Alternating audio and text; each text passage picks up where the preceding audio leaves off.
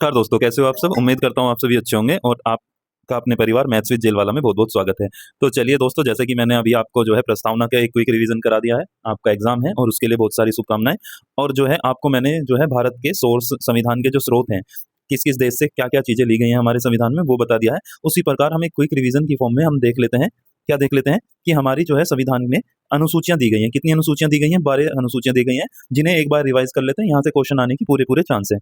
तो क्या बताया है कि प्रथम अनुसूची में क्या दिया है? प्रथम अनुसूची में दिया है राज्य और संघराज्य क्षेत्र। राज्य कितने हैं? 28 राज्य हैं वर्तमान में और संघराज्य क्षेत्र कितने हैं? 8 संघराज्य क्षेत्र हैं। और क्या बताया है? दूसरी अनुसूची में क्या बताया है? परिलब्धियाँ और भत्ते बताए गए हैं और विशेष अधिकार और इससे संबंधित प्रावधान बताए गए हैं। वो किसके? भारत के राष्ट्रपति और राज्य के राज्यपालों के बारे में उपबंध बताए गए हैं। ठीक है? और किसके बारे में देख लेते हैं क्या बताया गया है? और इसमें बताया गया है लोकसभा अध्यक्ष और उपाध्यक्ष। ठीक है? आपको दिख रहा होगा लोकसभा अध्यक्ष के बारे में और उपाध्यक्ष के बारे में बताया गया है। राज्यसभा के सभापति और उपसभापति, राज्य की विधानसभा के अध्यक्ष और उपाध्यक्ष और परिषद के सभापति और उपसभापति। इनके वेतन आदि भत्तों के बारे में बताया गया है। और उच्चतम न्यायालय के न्यायाधीशों के बारे में उपबंध है। उच्चतम न्यायालय और उच्च न्यायालय, उच्चतम न्यायालय और उच्च न्यायालय, हाई कोर्ट और सुप्रीम कोर्ट के इन सभी के वेतन भत्ते आदि के बारे में उपबंध दिए गए हैं। अगली देख लेते हैं हम तीसरी अनुसूची में हमें क्या दिया है। तीसरी अनुसूची में तीसरी अनुसूची में दिया है विभिन्न पदाधिकारियों के पद ग्रहण के वक्त शपथ का बारे में प्रारूप, कि इनकी शपथ का क्या जो होगा, जितने पदाधिकारी हैं उनके पद ग्रहण के वक्त उनकी शपथ के प्रारूप क्या होगा, उसका ड्राफ्ट क्या होगा। ठीक है?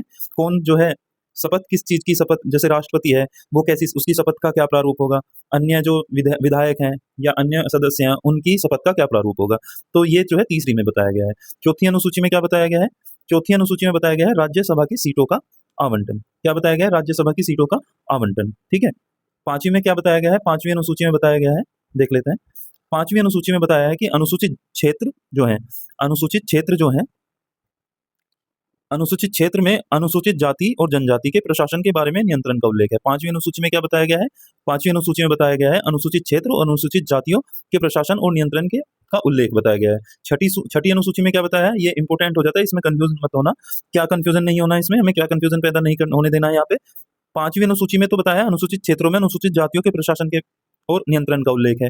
छठी अनुसूची में बताया है हमसे कि असम, मेघालय, त्रिपुरा और मिजोरम, उनके जनजातीय क्षेत्रों के प्रशासन, जो नॉर्थ ईस्ट के राज्य कौन से, असम, मेघालय, त्रिपुरा और मिजोरम, इनमें इनके प्रशासन के बारे में, जनजातीय क्षेत्र जो है वहां के, उनके प्रशासन के बारे में उपबंध दिए गए हैं। तो 6 अनुसूची हमारी क्या हो गई है, याद हो गई है हमारे, अच्छे से हमने देख लिया है। अब आगे चलते हैं हम 7वीं अनुसूची पर। 7वीं अनुसूची में क्या दिया है? 7वीं अनुसूची में दिया है केंद्र और राज्यों के बीच शक्तियों का विभाजन। केंद्र और राज्यों के बीच क्या दिया है? शक्ति का विभाजन दिया है। अभी हमने पिछली वीडियो में पढ़ा था कि जो है शक्तियों का बंटवारा कितने भागों में हुआ है? 3 भागों में बंटवारा हुआ है। कैसे? ये जो है पावर है, एक संघ सूची, दूसरा राज्य सूची और तीसरा समवर्ती सूची। उसी के बारे में ये 7वीं अनुसूची में दिया गया है। पढ़ा था ना हमने, आपने जिसने पिछली वीडियो देखा है वो रिलेट कर पा रहा होगा। केंद्र और राज्यों के बीच शक्तियों का विभाजन। संघ सूची में कुल 97 विषय थे, वर्तमान में जो है अब 100 विषय हैं। राज्य सूची में कितने थे? 66 विषय थे, अब वर्तमान में कितने? 61 विषय हैं। और समवर्ती सूची में 47 विषय थे, वर्तमान में अब कितने हैं? 52 विषय हैं। तो उम्मीद है आपको ये अच्छे से समझ में आ गया होगा।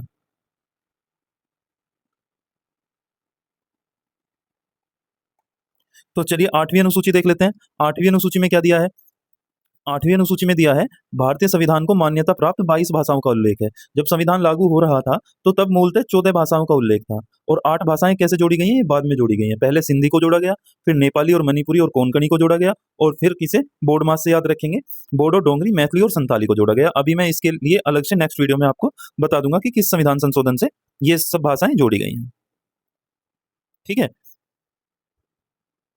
तो चलिए देखते हैं। अब जो है 9वीं अनुसूची है। कौन सी अनुसूची है? 9वीं अनुसूची में क्या दिया है? 9वीं अनुसूची में दिया है विशिष्ट अधिनियमों और विनियमों का विधि मान्यकरण। क्या दिया है इसमें? क्या दिया है कि प्रथम संविधान संशोधन हुआ था 1951 में। कौन सा संविधान संशोधन हुआ था? 1951 में प्रथम संविधान संशोधन हुआ था। ठीक, इसमें संविधान में शामिल है। तो जो है 9वीं अनुसूची में क्या है? 9वीं जमींदारी उन्मूलन, जमीन से संबंधित मामलों में क्या किया जा सकता है? जुडिशियल रिव्यू किया जा सकता है। ठीक है, इसके बारे में 9वीं अनुसूची में बताया है। इसे हम 9वीं अनुसूची को और डिटेल से पढ़ लेंगे, बस अभी जो है जमींदारी उन्मूलन से संबंधित है। ठीक है, उम्मीद है आपको ये समझ में आया होगा। अभी क्या है, अब पढ़ लेते हैं 10वीं अनुसूची। इंपोर्टेंट सूची, अनुसूची कौन सी है? 10वीं अनुसूची हमारी इंपोर्टेंट है एग्जाम के पॉइंट ऑफ व्यू से।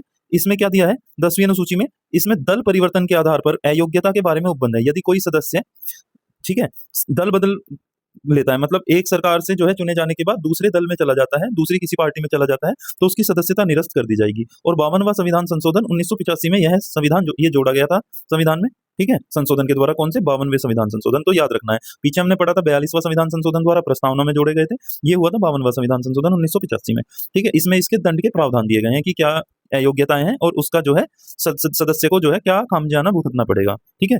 ऐसा नहीं कर सकता, जो कि एक अपराध है, ठीक है।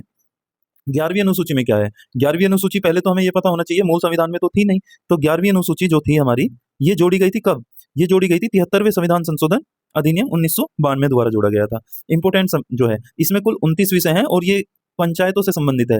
इसमें पंचायतों की शक्तियां, प्राधिकार और उत्तरदायित्व आदि के बारे में उपबंध है। तो 73वें संविधान संशोधन द्वारा जोड़ा गया था और ग्राम पंचायत से संबंधित है। ऐसे ही फिर हमें 12वीं अनुसूची और हमारी आखिरी अनुसूची, फिर हमारी सारी अनुसूचियां जो है कंप्लीट हो जाएंगी। तो देख लेते हैं 12वीं अनुसूची में क्या दिया है। 12वीं अनुसूची नगर पालिकाओं से संबंधित है। जैसे ग्राम पंचायत से संबंधित थी 11वीं अनुसूची, ये 12वीं अनुसूची है, नगर पालिकाओं की शक्तियां हैं, ठीक है। और इस ये 74वें संविधान संशोधन 1992 में जोड़ा गया। तो 1992 में संविधान संशोधन कौन से? 73वें और 74 से संबंधित है। इसमें कितने विषय हैं? 18 विषय हैं। कितने विषय हैं? 18 विषय हैं, ठीक है। तो उम्मीद है आपको सारी अनुसूचियां अच्छे से ये रिवाइज हो गई होंगी, ठीक है। और अभी मैं इसको आपको एक ट्रिकी अप्रोच भी बता देता हूँ, इनको याद करने की क्या ट्रिकी अप्रोच हो सकती है। जैसे कि मैंने याद की थी, पहली अनुसूची में तो क्या है, राज्य के बारे में बताया ही गया है कि राज्य के बारे में प्रावधान किए गए हैं। दूसरी अनुसूची, अब देखो दूसरी, ये काय का साइन है, दो सा लग रहा है, रुपए का साइन है, ये काय का साइन है, रुपए का। रुपए का से मतलब क्या होता है? वेतन। और रुपए काय से बनता है? दो से बनता है। काय से बनता है? दो से बनता है। तो उसमें वेतन भत्ते दूसरी अनुसूची हमारे याद हो गए। दूसरी अनुसूची वेतन भत्ते आदि से संबंधित है, ठीक है, कोई समस्या नहीं इसमें। तो अब तीसरी अनुसूची में क्या है? तीसरी अनुसूची में है, एक सेकंड रुकिएगा, तीसरी अनुसूची में क्या है? तीसरी अनुसूची कैसे बनाएंगे हम? तीन बनाते हैं, तीन ऐसे कैसे बनाते हैं? तीन बनाते हैं हम। शय भी तो ऐसे ही बनाते हैं, कुछ लगभग तीन के जैसा। इसको मैं यहां से ऐसे मोड़ दूं और ऐसे कर दूं तो शय बन जाएगा। तो ये तीसरी अनुसूची में क्या है? तीसरी अनुसूची में शपथ का प्रावधान है। काय का प्रावधान है? शपथ का प्रावधान है। तो उम्मीद है आपको ये तीसरी अनुसूची भी समझ में आ गई होगी। और चौथी अनुसूची में क्या है? देखो, एक क्या है? मेज है, ठीक है, एक क्या है? मेज है। ये आपको सही से नहीं दिख रहा होगा, ठीक है, ये कोई टेबल है, ठीक है, ये कोई टेबल है और इसकी ये तो कितने हैं? चार पैर हैं, या आप कुर्सी से समझ सकते हैं, ठीक है। सीटों का आवंटन है, एक कोई भी सीट होती है, यहाँ पे मैं एक सही से इमेज नहीं बना पा रहा हूँ, कोई भी एक सीट होती है, ठीक है, क्या है? राज्यसभा की सीटों का आवंटन है। एक सीट पर कितनी टांग होती है? चार टांग होती है। कितनी टांग होती है? चार टांग होती है। 4 लेग्स होते हैं एक चेयर के। तो चौथी अनुसूची में क्या है? चार टांग होती है, तो राज्यसभा की सीटों से संबंधित है, ठीक है। तो उम्मीद है आपको ये समझ में आ गया होगा। अब पांचवी में क्या होगा?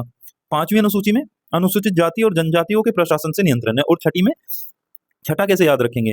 छठा हम याद रखेंगे, इसका है ATM, ठीक है, असम, त्रिपुरा, मिजोरम।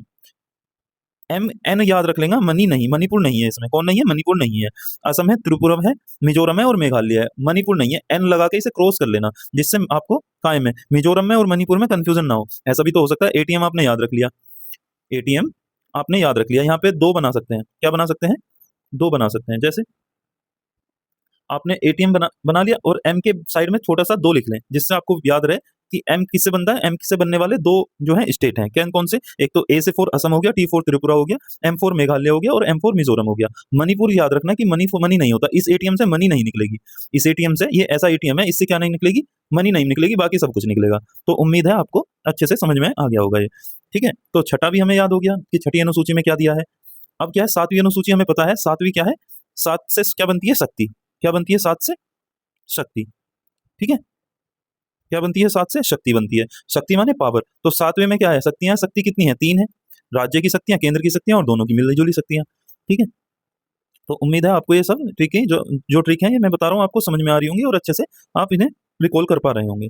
तो आठवीं अनुसूची में क्या है? भाषाओं से संबंधित है। आठवीं अनुसूची में कितनी? भाषाओं से संबंधित है, ठीक है। अभी वर्तमान में कितनी है? 22 भाषाएं हैं। नौवीं अनुसूची कहाँ से है? विशिष्ट अधिनियम और विनियमों का विधि मान्यकरण है, ठीक है। जमीनों से संबंधित जो है, जमींदारी उन्मूलन से संबंधित इसमें प्रावधान है। 10वीं अनुसूची देखो, द से 10, द से दल, द से 10, द से दल। तो ये क्या है? इसमें दल बदल के प्रावधान है, ठीक है, दल बदल संबंधी प्रावधान है। अगर कोई व्यक्ति दल बदलता है तो उसमें जो है उसकी अयोग्यताओं के प्रावधान दिए गए हैं। 11वीं अनुसूची में क्या है? पंचायत है। और 12वीं अनुसूची में क्या है? नगर पालिकाएं। पहले छोटी चीज आएंगी, गांव आएंगे पहले, तभी तो शहर आएगा, ठीक है। तो ज्यादा संख्या में क्या है? गांव है। तो 11वीं अनुसूची में क्या है? देखो, 11 से 11 और 11 से क्या बनता है? गांव, ठीक है, ये भी आपकी ट्रिक बन सकती है। 11 से 11 बनता है और 11 में जो ग का साउंड आ रहा है उससे बनता है गाँव। तो 73वें संविधान द्वारा क्या जोड़ा गया था? पंचायती राज सिस्टम जोड़ा गया था और 29 विषय मौजूद है इसमें। 12वीं में नगर पालिकाओं से संबंधित है। 12वीं अनुसूची ने अब कहीं भी हमें 10वीं तो हमारी गाँव से ही हो जाएगी। 12वीं करने के लिए हमें कहाँ जाना पड़ेगा? शहर जाना पड़ेगा, नगर पालिका बड़े स्कूल में जाना पड़ेगा जभी तो। पहले क्या होता था 8वीं तक गाँव में स्कूल होते थे और अगर 12वीं करने जाना है तो हमें गाँव के बाहर शहर में जाना पड़ता था। तो 12वीं अनुसूची का प्रावधान में क्या है? 74वें संविधान संशोधन 1992 में जोड़ा गया था और 11वीं अनुसूची में 29 विषय और इसमें 18 विषय थे। इस तरह आपकी पूरी अनुसूचियां 10 से 12 मिनट की इस लेक्चर में आपकी कंप्लीट हो चुकी हैं। इस वीडियो को जरूर देख कर जाएं और जिससे आपको काफ़ी हेल्पफुल मिले और इसे ज़रूर एक बार रिवाइज़ करिएगा।